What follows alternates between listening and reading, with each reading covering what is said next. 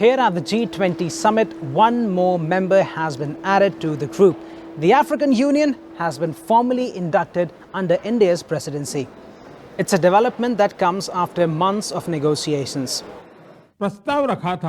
India had promised that the African Union will be given a spot in the G20. I believe this proposal will be agreed upon by everyone here.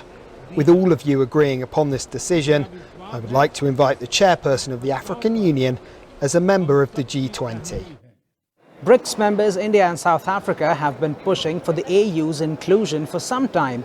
Inclusion in the G20 gives the AU the ability to influence key decisions related to solving the economic problems of developing nations in Africa, making the global economy more equitable and increasing representation for emerging economies was at the top of India's G20 agenda. And the leaders' declaration reflects that. No document of G20 has had such an immense focus on developing and emerging markets and the voice of the global South as this particular document has.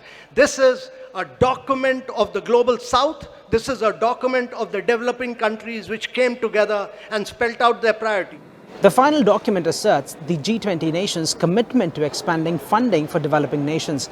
It also stresses the importance of sustainable development and says the G20 nations are committed to stepping up to solve the global crisis that is climate change. But it's actually the paragraph on the crisis in Ukraine which led to fierce negotiations between delegates. The joint communique notes that the war in Ukraine has plunged the world into an economic and food crisis. But the language doesn't include a strong condemnation of the war, which most but not all members agreed to in the declaration after last year's G20 in Bali. This year's communique says that G20 is not a platform to address geopolitical crises, but one that should focus on the economic problems of the day. Getting the members to agree on a joint statement is being hailed as a massive win by India, and many say that it also reflects India's growing diplomatic clout worldwide. Ishan Garg, SABC News, New Delhi.